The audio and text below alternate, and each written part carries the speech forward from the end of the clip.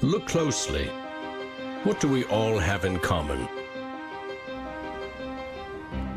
No matter what corner of the world you live in, you need food, water, shelter, and money. Half of every transaction involves money in exchange for goods or services, stocks, a loaf of bread, illegal drugs. You gotta pay for it. We spend much of our lives chasing money to make a living and accomplish our dreams. But it's also an instrument of destruction. Some might say evil, driving criminals to lie, steal, and even murder. The existing banking system extracts enormous value from society, and it is parasitic in nature. Money is a catalyst for the worst and the best of human endeavor. Before civilization, we created currency, fuel for wars, the path to power, champion and enemy of innovation. Money is so integral to our society and our global economy that its true nature remains a mystery to most. This is the story of money, perhaps the end of money as we know it. No matter how fat your bank account or how thin your wallet, to us it's all cold hard cash. There are some who want to kill it. Get rid of it. Burn your dollars, your euros, your yen, and transform every penny you have into ones and zeros. Digital currency. Entrust it to the web and computers spread across the planet. Magic internet money.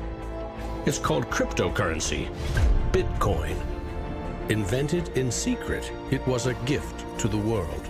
It's not just a currency, but it's actually programmable money. A potential curse on bankers. And there's nothing that the big banks or politicians can do to stop it. Breaking every government's grip on money supply. What the internet did for information, Bitcoin is doing for money. Could it be the new gold? No, you have to really stretch your imagination to infer what the intrinsic value of Bitcoin is. Regulators, the Federal Reserve, the banking system, at least understand this is a thing that they have to take seriously. This is going to change the economic culture. Bitcoin could be a microeconomic miracle worker, and it could be a macroeconomic wrecking ball. Is Bitcoin the currency of the future? A godsend for criminals? Or a recipe for financial disaster? If you trust your money just as it is, we have a little story to share.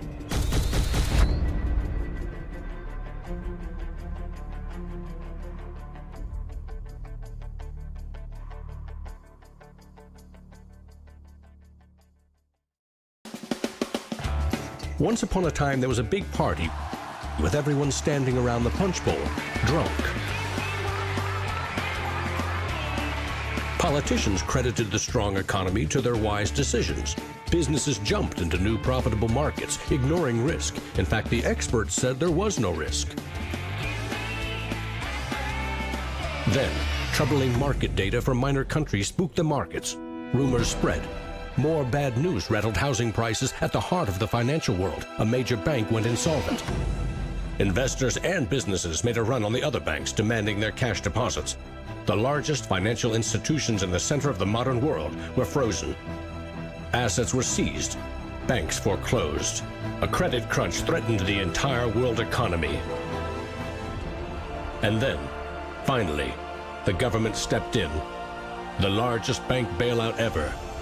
Swift action by the head of state had saved the day. Remember that? No, you don't. It happened 2,000 years ago. Rome, 33 AD. Ground zero for the first recorded liquidity crisis and government bailout in history. The largest empire the world had ever seen was brought to its knees by a banking disaster. Emperor Tiberius used money from the national treasury to bail out the country's troubled banks and companies. History may not repeat itself, but it certainly rhymes. Badly. People in power and their money have always been at the very center of it.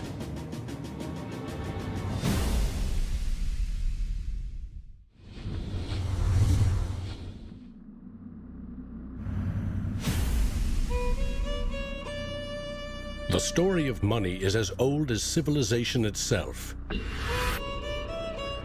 When we lived in small tribes, keeping track of debt was easy. You owed somebody a load of firewood. A neighbor owed you a piece of meat. Credits and debits were kept in your head, a mental ledger.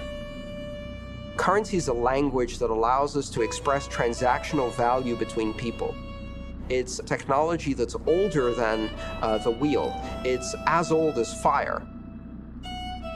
When humans wanted to trade outside their tribe or village, they needed something everyone could agree had value, something scalable.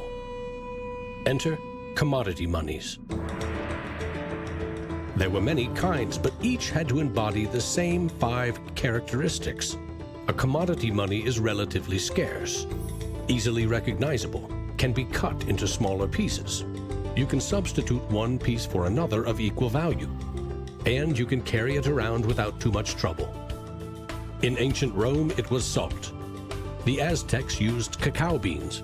It was whale teeth on Fiji, yak dung in Tibet, shells in Africa and China. Grains, metal, ivory, rare stones, leather, fish. If it had the 5 characteristics of commodity money, someone probably used it as currency. And then you ask, what value do these currencies have?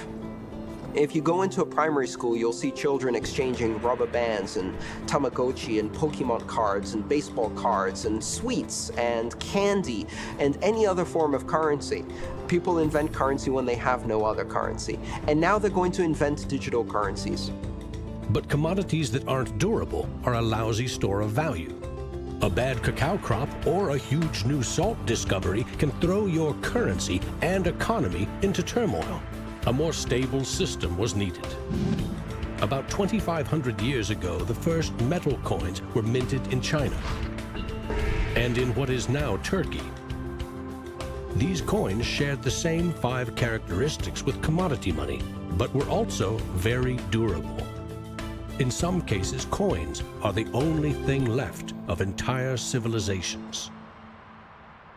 Money does not originate with governments.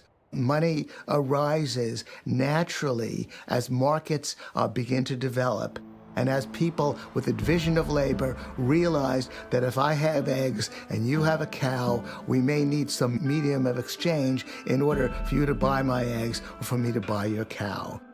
Coins were an objective and universal unit of account, and they allowed people to buy and sell goods over vast regions. The market economy was born. Coins worked, but only if people trusted that the king or emperor who issued them wasn't cheating on the metal content. Using coins also meant that an authority now controlled the supply of your currency. Money and political power were inextricably linked, centralized. Minting coins in a steady and predictable manner allowed economic growth and stability. The Wushu coin in China retained its value for 500 years. In Constantinople, the solidas lasted for 700 years. But in those times, the coins didn't have the milled, this sort of milled edge. They were flat, and what used to happen was as coins were passing from people to people, people would cut little bits off. And in fact, in some of the taxation that the kings would do would actually be take 1/8 of the coin off. Taxes built castles and financed military campaigns, expensive hobbies. Soon, royal mints were substituting cheaper metals for silver and gold. This is called debasement, and Europe's kings made a habit of it. The currency of France was debased every 20 months for 200 years. If no one can trust the gold or silver content of your coins, how can you trade with other countries? International merchants found a solution. They recognized that one person's debt has value. It can be traded or transferred. When those IOUs came from reputable sources, they could be used as a form of money, paper money. This money was not based on hard commodities or metal, but instead on someone's promise to pay. Merchant families like the Medici in 15th century Florence acted as clearinghouses for these IOUs. It worked like this. an English trader ordered a shipment of Italian cloth from the Medici for 100 gold coins. His promise to pay the Medici was put on paper. Meanwhile, the Medici owed 100 gold coins to another trading partner for delivery of wine from France. The parties didn't go to the expense of transporting and exchanging gold coins. Instead, the paper was transferred. Everyone agreed that the paper had value, 100 gold coins, but only because everyone trusted the Medici as solvent middlemen. They had created a paper money machine. Within a few generations, they rose from low crime to high finance. Their great wealth helped fuel the Italian Renaissance and elevated the family to levels of enormous political power.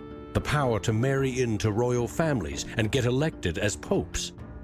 The ties binding money to power, politics, and influence now ran through church and state. Merchants had proven that creating paper currency could be wildly profitable. Goldsmiths wanted in on the action. Imagine it like this: if the goldsmith had seen over a period of time that some of the coins he was storing for people were gathering dust, the people who owned them don't need them right now. So what if I go and lend them out into the community and I charge them interest on this loan? So he starts out lending some of these gold coins, and then later he realizes actually people don't even want the gold coins, they just want the piece of paper that says the gold coins are in the bank and with the goldsmith. So I can now make a loan with these pieces of paper, and whatever I write on a piece of paper, as long as people trust me, they'll trust the paper. And effectively the goldsmiths and the early day bankers, they had literally acquired the power to print money. More and more private paper money from merchants and banks circulated and began to rival the crown's coins. The power inherent in controlling and issuing money began slipping away from the rulers. They couldn't tax or debase this new kind of money, but they had bigger ambitions than ever with trading posts, colonies, and empires that now stretched across the globe. For centuries, European countries would take turns building massive fleets and waging war on each other to rule the world.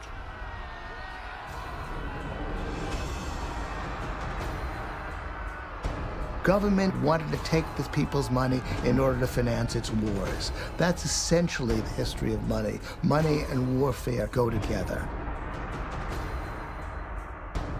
War is expensive. 1 year's income taxes simply aren't enough. Kings and queens had to borrow money against future taxes.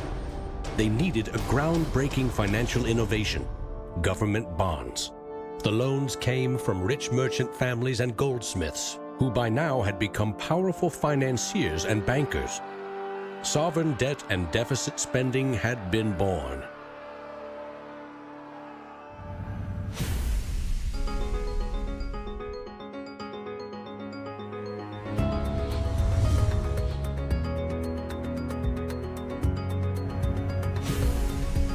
In 1694, the Bank of England was established to fund a war against France. England's central bank was privately owned and granted the monopoly to issue banknotes, paper that could be redeemed for an equal amount of gold from the government coffers. The central bank soon also managed the entire debt of the crown. Money has been a tool of sovereignty for centuries. Being able to issue currency gave you the power, but it also gave the value to that monetary supply by backing it with a force of state, with essentially the debt of state. When the U.S. won independence from Britain, the first article of the new Constitution gave Congress the exclusive right to coin money. This currency's value was tied to gold in government vaults. From 1781 until the Panic of 1907, the financial system of the U.S. was an economic petri dish. Brief central banks, state banks, private currency, government currency, depressions, strong growth, recessions, regular boom and bust cycles. The long term, as far as capital is concerned, people want predictability. People want stability. From the back of that, they can plan. Now, it's very hard to plan in the long term with such a level of volatility. In 1913, bankers and politicians decided that it was in the country's best interest, and theirs, to have a permanent central bank. They created the Federal Reserve. Among its jobs, expand or contract the supply of a single national currency, the Federal Reserve note. The dollar was tied to gold, and strategic control of it would avoid booms that lead to busts. At least that was the plan. Then came 1929.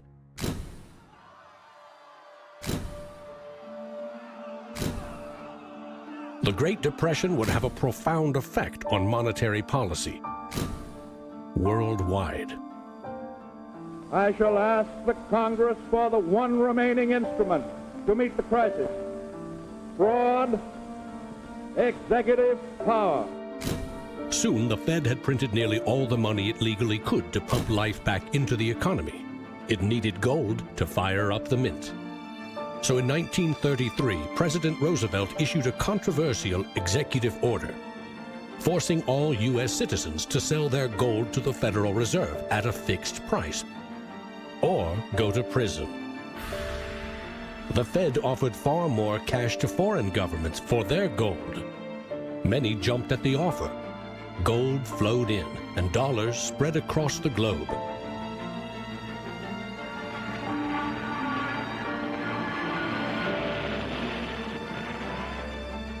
World War II devastated nearly every major economy, except the United States.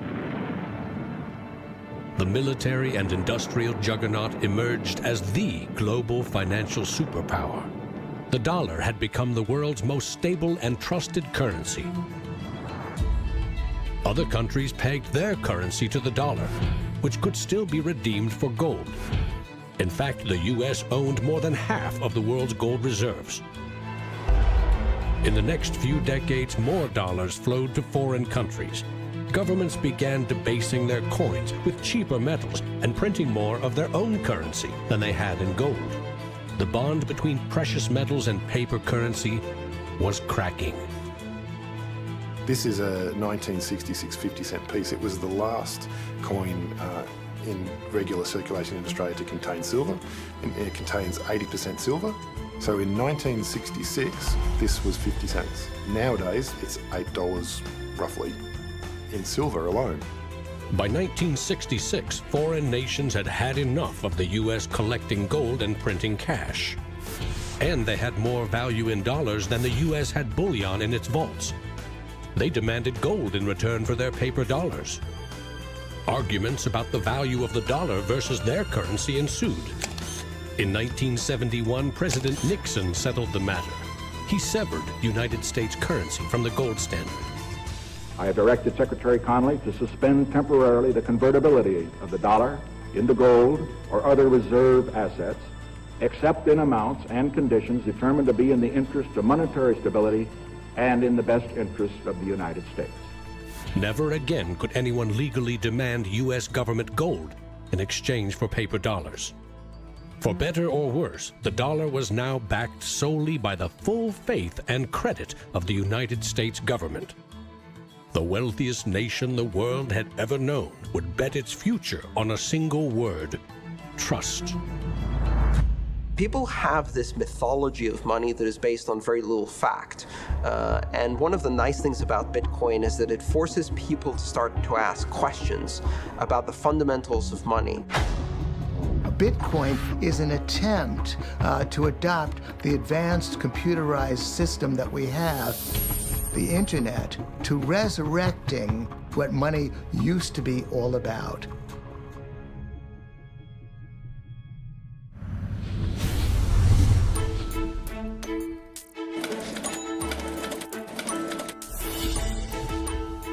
I think our dollar policies, our monetary policies, our fiscal policies have absolutely created a nation of debtors. Not just personal debt, not just corporate debt, but government debt. I mean, you have to look at those all together as one big thing. What is the wealth of the nation? Well, the wealth of the nation is a gigantic hole of money that we owe to the rest of the world that is never going to be paid back. Today, the United States pays more than $400 billion in interest to its creditors every year. When a government spends more money than it collects in taxes, it simply borrows more, or it creates more. At one time, every piece of paper money was backed by gold. Remember, For every $20 bill, there was $20 worth of gold in the government vault. Not anymore. Today, governments create currency by first creating bonds or treasury bills. These bonds are sold in the market, generating funds for the government that issued them. Large banks buy U.S. bonds to flip them, selling them to the Federal Reserve at a profit. This is the magic money machine. You see, the Fed is America's central bank, but it doesn't have any money. No cash on its balance sheets. When a bank buys a bond and takes it to the Federal Reserve, the Fed simply says, "Thank you, Mr. Banker. Here's the principal and some profit."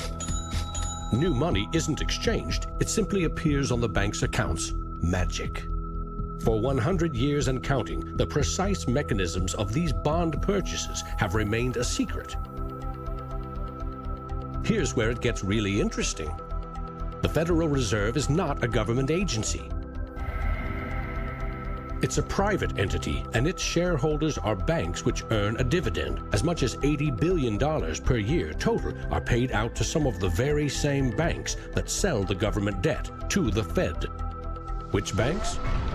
Don't even bother asking. That's also a secret. In other words, the magic money machine answers to no one. The Fed also sets the bar for how much interest you pay for a car, home, or business loan.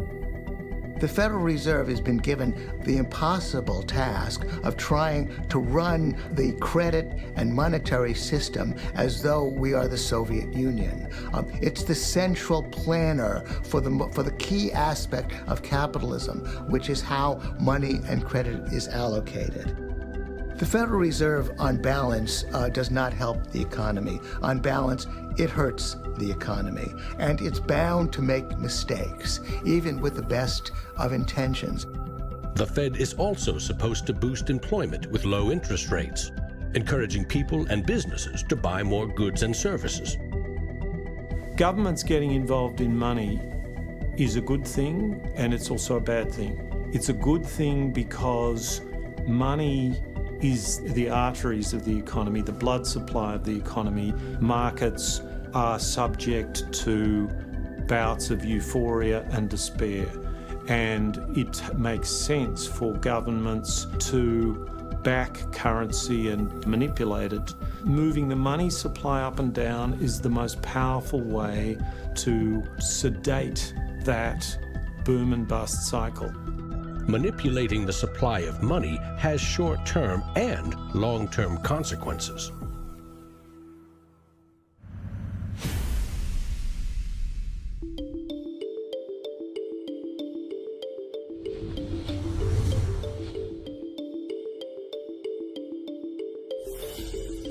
Central banks aim to create new money carefully, strategically, and very, very slowly. Releasing more money into the economy causes prices to rise, ideally by 2% every year. That's supposed to foster economic growth. But 2% inflation means the buying power of one cash dollar in your pocket today will be 98 cents next year, and less nearly every year to come. Since 1913, when the Federal Reserve took over the United States dollar, we've seen that the United States dollar has decreased in value 98%. Inflation is a far higher tax because on your income you pay it just once. If inflation is 2%, you're paying a 2% tax on your net worth every single year, your net worth held in currency. So, what does that mean? If you earned $1 in 1913, you could buy 16 loaves of bread. Today, $1 barely buys you one. That's not a quaint notion of how cheap things used to be. It's proof that the value of your cash is slowly withering away. That $1 invested at 2% in 1913 would now be worth $7.24. More than 600% return versus a near total loss. The US dollar has gone from being worth $1 to now being worth about 4 cents. So that's, 96% of its original value. And it's a direct result of government control. Governments don't create money from thin air all alone. You play a key role in the magic money machine.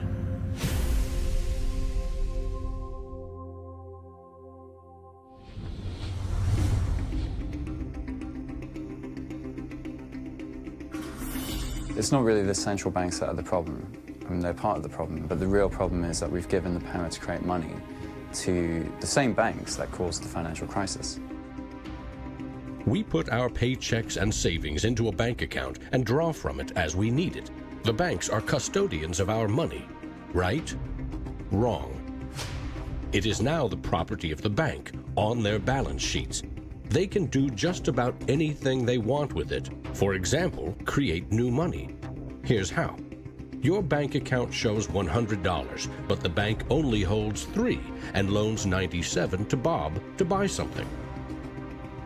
In the bank's computers, you still have $100 in your account, but Bob now has $97 of new virtual money in his account. Just digits on a computer screen. There's no cash, no gold, or anything else backing up the new numbers in Bob's account. Just his promise to pay it back. This is new money created as debt. When those $97 are spent, say in a shop, the shop owner deposits into another bank, and it is lent out again, and again, and again. And each of these people have numbers in their accounts showing that they own this money. So your original $100 has multiplied. Now there are over $3,300 in the system. This process of loaning out far more money than a bank actually has as cash on hand is called fractional reserve banking. In the UK, 97% of the money that exists is just numbers in a computer system, and those numbers are created by the banks. Banks earn untold billions in interest every year by creating and lending virtual money. What's more, banks don't even need your deposit to create new money. If they consider someone credit-worthy for a loan, they can put new magic money into his or her account and start charging interest. So reporters talk about Bitcoin as though it's the first digital currency. But actually we use digital currency every time you make a transaction through internet banking or through your bank card. Actually, it's not even just digital currency, it's digital currency that is created by the banks, essentially out of nothing. In other words, all new money is debt. This is the part of money creation that isn't taught in economics class.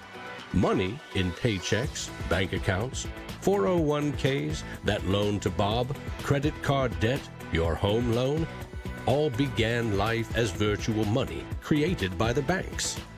The entire system is based on trust. Trust in the bank's solvency.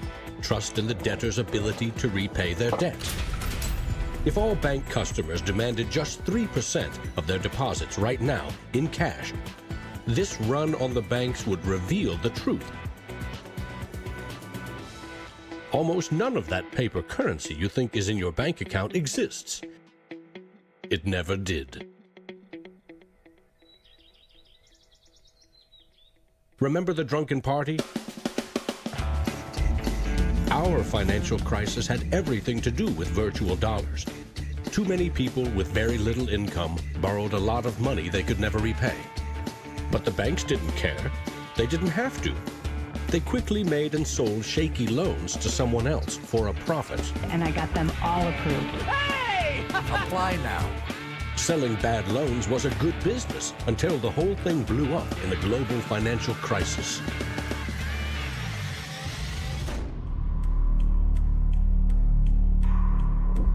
The magic money machine destroyed 30 million real jobs. The United States alone lost $16 trillion in household wealth, and the banks foreclosed on more than 1 million homes.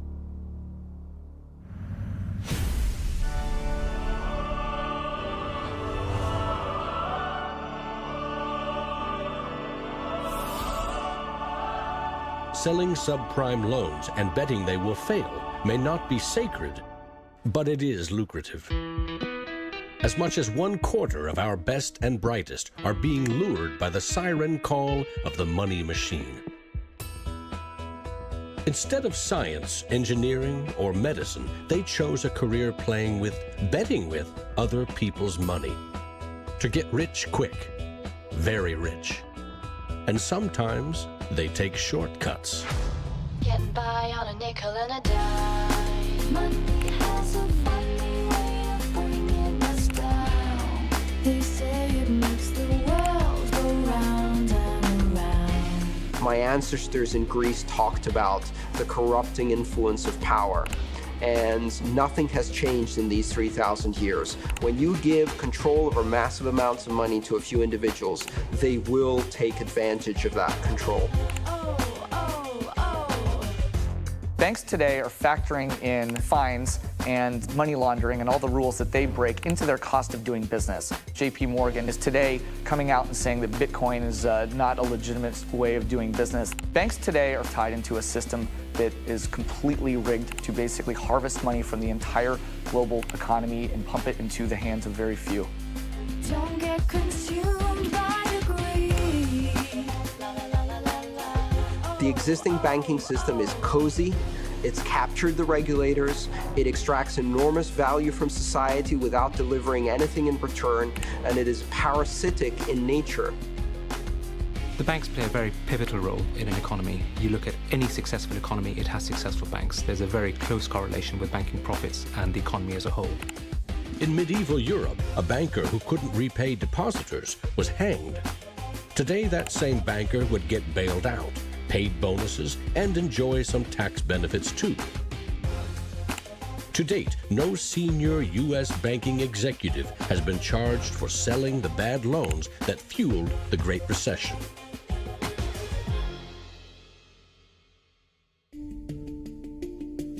In December 2014, just 6 years after the last banking crisis brought the world to its knees, a congressman snuck a last-minute provision written by Citigroup into a crucial funding bill. The provision allows the largest U.S. banks to once again make risky derivatives bets with bank deposits. But no need to worry. If the banks implode again, lost deposits must be paid back by U.S. taxpayers.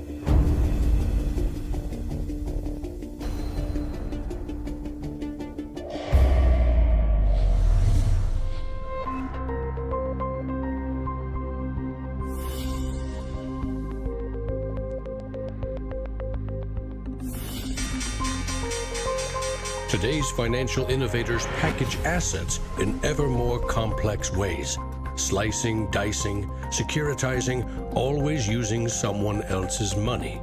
They sell debt, transfer risks, leverage bets. That's what they call innovation. When you're talking about financial innovation, Bitcoin certainly is a very good example of innovation. But there's also been other innovations that people a bit closer to the world of finance would cite as good examples. An example of that would be the original swaps market. From there moving on to the credit default swap. It is an excellent example of financial innovation, but also if it's used incorrectly, it can create a lot of problems, as we've just seen. History teaches that the most revolutionary and disruptive innovation nearly always comes from the fringe, not from corporate cubicles. True innovators see the world differently. They see the big picture, creating new products and entire systems that lead to new industries. Steve Jobs called them the square cogs in round holes. It's unsurprising that new innovations always come from a niche group of early adopters because it is inherently very hard for many people to realize the benefits of new technologies. In 2011, most Bitcoin community people were either people from the technology space, the geeks and hackers, or people from the traditional financial industry. There are even some bankers and hedge fund traders using Bitcoinica at that time as well, which was really surprising to me. A radical new idea is often met with skepticism, ridicule, even hostility from those who stand to lose the most from its success. Case in point, the automobile. In the late 19th century, Carl Benz and others built the first cars, contraptions that could threaten the stagecoach and railroad industries. These self-propelled vehicles, or road trains, would certainly scare horses, injure people, and damage roads. Cars, the railroad barons said, were just too dangerous. And to protect us, they used their power to pass a law in 1865. It required every automobile in England to observe a 4-mile-per-hour speed limit and to be operated by a crew of 3, a driver, an engineer, and a flagman. This heroic flagman walked in front of the car to warn fellow citizens of the coming danger. The railroad tycoons, the lawmakers, the self-appointed gatekeepers used regulation to stifle innovation. But they didn't invent the flagman. He's been around for a long time. For centuries, very few could read. Books were copied by hand. The people in control, political and religious leaders, wanted to keep it that way, and they greeted Johann Gutenberg's printing press with licensing laws, publishing bans, taxes. In some parts of the world, printing was a crime punishable by death. After all, they were just protecting us from dangerous ideas. Before the printing press, there were an estimated 30,000 books in all of Europe. 50 years later, there were 10 million. As Gutenberg's invention flourished, the Dark Ages withered. Progress couldn't be stopped. But the flagman never stops trying. His masters set him loose on each of these innovations because they threatened someone's profits, someone's control. But remember, this is a story about money. What if a technological innovation allowed anyone in the world to be their own bank? To create a currency free from taxes and banking fees?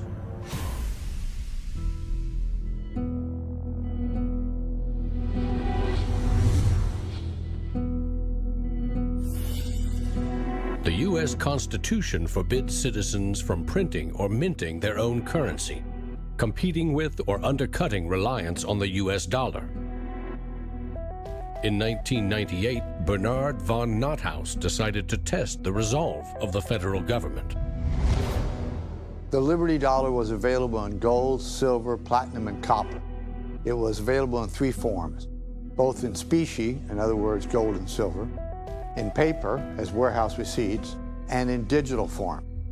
Obviously, the government didn't like it. They arrested me and convicted me of counterfeiting, fraud, and conspiracy, and I'm currently awaiting 22 years sentence in federal prison. Lesson learned. At a hackers convention in the Netherlands, there was a young hacker there who used the alias of Satoshi Nakamoto.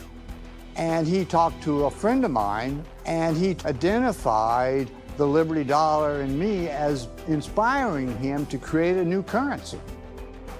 Bernard von Nothaus's arrest for creating private money may also have inspired Bitcoin's inventor to keep a lower profile, publishing the invention under an alias and vanishing. Part of me is interested to know who Satoshi is. Maybe that's part of the mystique of the story. It's completely irrelevant to the functioning of Bitcoin because we have the code to read, but it would be kind of fun to know. Who is Archimedes? Who is Euclid? We don't know. We don't know if Euclid was one person or multiple people. And you know what? It doesn't matter. Euclidean geometry works whether I know who Euclid was or not, whether Euclid was a moral and good person or whether he was a corrupt plutocrat and a bastard. Science and mathematics have essential truth that stands alone, irrespective of its inventors and irrespective of their motives. Well, Bitcoin is a system based on mathematical truths, and these mathematical truths stand alone. We can read the source code in Bitcoin and understand it, and it will be true whether Satoshi Nakamoto is a man, a woman, a collection of individuals, a government agency, or aliens from the future. Bitcoin is digital currency and computer software. Capital B Bitcoin is the shared code that creates a global payment network using computers connected to the internet. Bitcoins are virtual currency, digital money created, stored, and exchanged on that network. But unlike virtual dollars created by a banker, this new currency was created with math by an anonymous inventor. Bitcoin is an open-source software protocol like much of the code supporting the internet and email. Open source means anyone, everyone, can use the protocol. No one person or company can control it. Every change to the software is public, open, and transparent. The code was first developed by Satoshi. Then there were dozens, now hundreds, of programmers constantly collaborating to improve Bitcoin's features and security. So what makes Bitcoin a breakthrough? It tackles an ancient human dilemma and solves a computer science problem. Any shared information or data can be flawed, corrupted. Anything can be faked. How do we know that what we're receiving can be trusted? In our traditional mindset, it's very important to know who is behind this currency because their reputation is significant in knowing that our funds and the true wealth is actually safe. In finance, we rely on trusted third parties like banks, credit card companies, remittance services. They keep track of money as it moves from one account to another, and they charge us handsomely for it. We trust that their digital ledgers of credits and debits balance. A financial system that cuts out these middlemen could be faster, cheaper, and more secure. But Bitcoin is digital. Music and movies are easily pirated, copied, stolen. How can a digital currency retain value if anyone can make 1 million copies? The answer is at the core of Satoshi's invention. A Bitcoin is not a file on a computer. It's an entry in the publicly distributed database called the blockchain. Just as the Medici kept a ledger of credits and debits, today's banks record each transaction as a plus and minus in their ledgers. Now we call them databases. Bank accounts are replaced by a digital wallet that you alone control.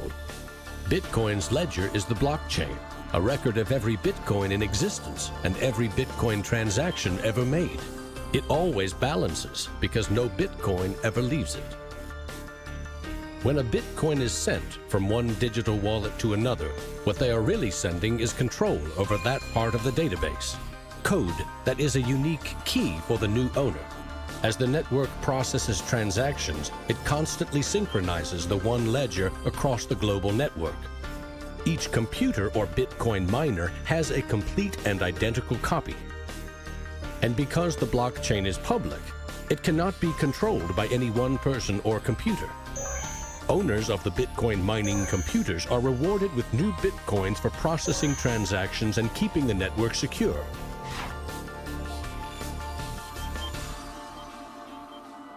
In other words, the Bitcoin network replaces banks and bankers. Today, the combined computing power of this global network is greater than the 500 biggest supercomputers combined, times 10,000. And because every transaction is verified and recorded by the network, a Bitcoin cannot be forged. Digital currency cannot be debased with cheap metals or printed by the billion at will. Too much currency can unleash a monster, skyrocketing prices, trillion-dollar bills that can't buy a loaf of bread. There's a big movement in the U.S. demanding that the Fed be audited so we can find out what they're doing. Nobody really knows how many dollars are in existence, for example. Ben Bernanke created several trillions of dollars over the last several years, but nobody really knows where they landed. At any time, for any reason, the central banks can print as much money as they want. They call it fancy things like quantitative easing. And when they do that, it makes the dollars or euros or yen that you and I have worth less. So if the world starts using Bitcoin as their currency, It can't be controlled by central bankers or politicians. Remember, central banks create money to boost the economy and try to pull it back out before inflation heats up. But no one knows how much magic money global banks are creating to boost their profits with questionable loans. Bitcoin is completely the opposite. It's totally transparent. You know exactly how many exist. The computer code behind Bitcoin has a built-in brake pedal, cutting the creation of Bitcoins in half every 4 years. This ensures a transparent, controlled scarcity and ultimately limits the total number of Bitcoins to 21 million. No lobbyist, no politician, no banker can create more or change the mathematical rules dictating their creation. Advancing accountability. And that's one of the things I think is most exciting about Bitcoin and the technology behind it, is not so much that it will supplant the dollar or that it will supplant government itself, but that all of a sudden there's a competitor to government, and that government itself now needs to look over its shoulder more than it did. This new digital currency can be purchased online with a credit card or in person with cash. And it has the 5 key characteristics of money. But is it a store of value? Is it stable, or will it diminish over time, like a commodity rendered useless or a crop that fails? The ultimate power of a cryptocurrency is unleashed by mainstream adoption and an ever-growing volume of transactions. With Bitcoin, the currency has been created much more slowly than other currencies. And the effect of that has been to turn it into what is essentially a speculative asset. If you ask a lot of Bitcoin enthusiasts whether they're spending the currency, they're not. They're sitting on it and waiting for the price to go up. It isn't a currency if you don't use it to pay people. The point is, the average person is quite happy to walk into a bar and hand over, a $5 note in order to get a drink. So you've got to realize that most people are happy with the money system they have. If most people are happy with cash, they're in love with plastic. In the US, 2/3 of in-person sales are done with debit or credit cards. That plastic is a 60-year-old technology, created by a middleman, never designed for the internet. Each transaction requires personal data, like your name and address. Credit card databases are regularly hacked, with fraudulent purchases charged to your account. Criminals buy and sell stolen credit cards by the thousands in dark corners of the internet. In some parts of London, 1/3 of all online credit card transactions are fraudulent. Card issuers don't hold you responsible for fraud, but protection comes with a price. 2 to 4% in fees. That's $50 billion a year. The issue with credit cards from a merchant's perspective is there's a lot of risk. If they take a credit card, there might be a chargeback, there might be fraudulent purchases. In fact, there's hundreds of billions of dollars every year in fraudulent purchases. A Bitcoin purchase is done for pennies, but there are no protections. If you lose your passwords or are fooled into paying the wrong person, you can never get your money back. It is like digital cash. For a seller, this means no chargeback risks. For an e-commerce company like Expedia or Overstock, cutting credit card fees can double their profit margin. You could not miss the point more effectively than by thinking of Bitcoin as a currency and payment network that will make shopping easier for the first world. Bitcoin is about everything else, everywhere else. There are 2.5 billion people without a bank account. With Bitcoin, a mobile phone with an internet connection is now a bank with access to the global marketplace. What happens when Bitcoin services and infrastructure and Bitcoin wallets and payment processors start going into these countries? These people will be able to gain benefits from trade where they could not previously. These people will be able to send money home, international remittance, which is one of the major pain points of the current financial system. Here, if I send $100, with banks it's going to cost me 20%, Western Union is going to cost 10%, other options that are competing with Western Union is still going to be about 5%. And if you are sending to really remote areas, it's going to be anywhere between 15 and 30%. So in terms of money remittances, it's going to be a game changer using Bitcoin. You do not need a bank account. You just need an internet connection and a wallet to get set up. It's a tool to give people an access into the global ecosystem and give them a promise for an economic future, and specifically provide a way for them to not be dependent on a government that could shut down their bank accounts or even could go into their bank accounts and take out finances. Goldman Sachs came out with a report and they basically looked at if you were to replace all transactions globally, so FX, bank-to-bank transactions, with the Bitcoin protocol, and still charging 1%, mind you, it would save the global economy $200 billion, so not million, $200 billion a year in saved transaction costs, which ultimately goes back into the hands of the consumer. An international wire transfer can take up to 4 days. Yet the internet allows us to instantly and globally share text, pictures, videos, anything digital. Why not money? Money, which we now know only exists as digits in a bank's database. Wouldn't it be great if you could send Bitcoin transactions just simply via a tweet? For example, you would say at the end of money, $1 worth of Bitcoin. And so we built just that. All you have to do is hashtag it with Tippercoin, press send, and our Twitter bot will process the transactions, notify you, and give you a link. And this will allow you to either withdraw your Bitcoins or send it to someone else. With Bitcoin, you can send $1 or $1 million worth of value anywhere in the world. You can do it for free, or you pay the Bitcoin network fee, which is still just around a penny. And there's nothing that the big banks or politicians can do to stop it. A cryptocurrency that can only be created and transferred with computer networks may be the next step of the digital revolution. The rise of machines, self-driving cars, drones, robots that rely less and less on humans.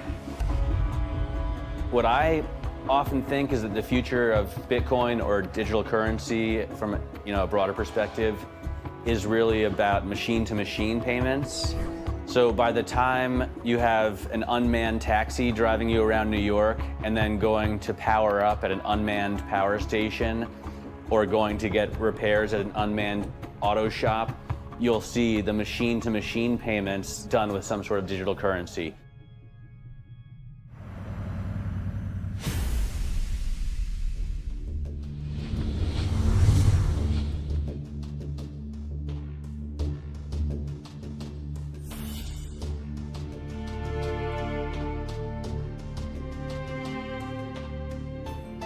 We actually built this world that we live in over the last 200 or 300 years. We've made some mistakes. We've learnt to make things better.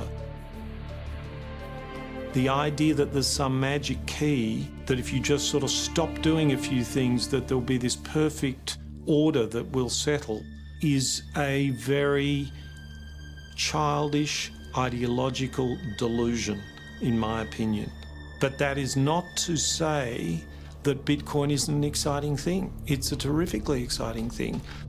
But we have to try and engage with it with working minds, not with magical thinking. People are suggesting that it's going to be another world currency, rivaling the dollar or the euro or the yen. I think that's not going to happen. I prefer to trust the banks or the central government compared to the Bitcoin is because someone's accountable. Whereas with the Bitcoin, it's completely deregulated. There's no central control. There's no one held accountable. It is a free float. It's purely demand and supply driven. Mr. Williams? So clearly this is not a currency. Currencies don't behave like this. But what this is a high-risk speculative commodity. So for the entrepreneurs, the bankers, the governments, and everyone else studying and watching Bitcoin, all I have to say is that there will probably be a lot of volatility and an upward trajectory, and to buckle up.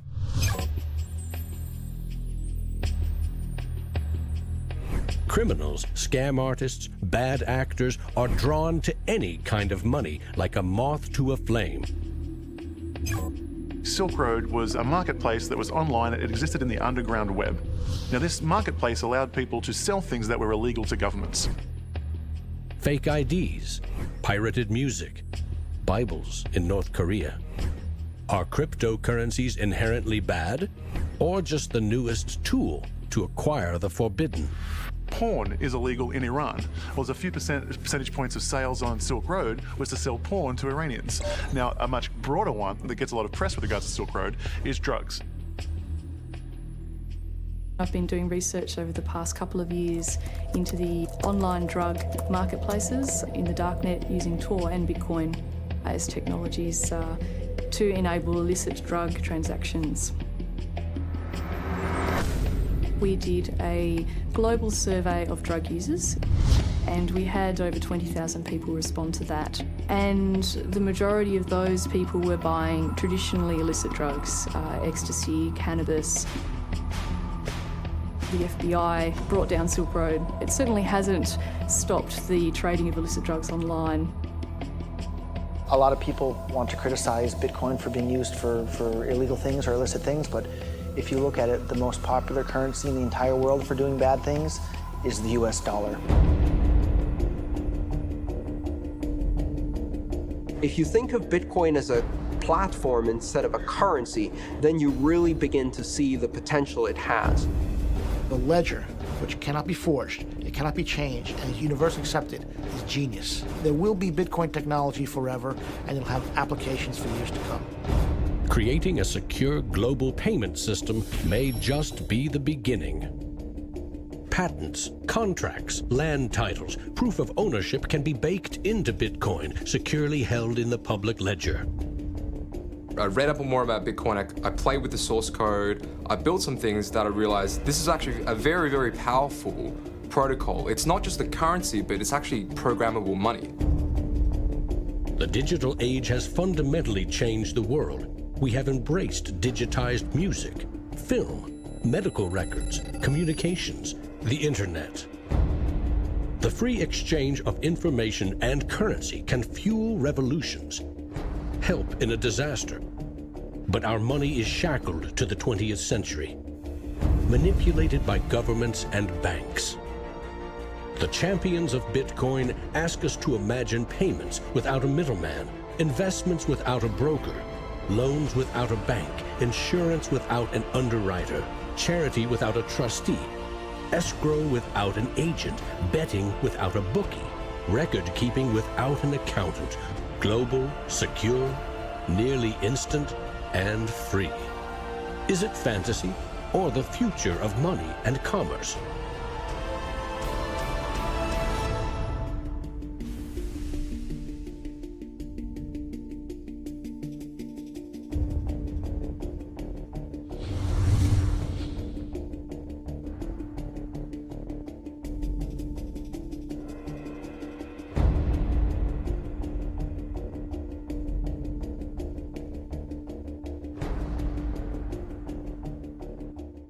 I love Bitcoins. I'm really into Bitcoin. Well, Satoshi Nakamoto, that's a name I love to say. And we don't know much about him, but he came to save the day. If you don't know what a Bitcoin is, right, usually the way people describe it is digital cash. It's money for the internet. Oh, Bitcoin, as you're going into the old blockchain. Oh, Bitcoin, I know you're going to rain, gonna rain. People are like, oh, I love my bank. I'm like, really? You ask a banker, you know what's 2 + 2? He's like, well, I can tell you, but there's a fee. Down the road it will be told about the death of old Mt. Gox, about traders trading altar coins and miners mining blocks. Now, Bitcoin is a new technology. I like to say it's banking light. All of the convenience, none of the evil. Bitcoin, as you're going into the old blockchain. Oh, Bitcoin, I know you're going to rain, till everybody knows, You know, when I go online and I buy, like, I don't know, a pair of socks, if I pay with a credit card, I'm just buying socks, right? If I buy those socks with Bitcoin, it's a revolution. I am sticking it to the man.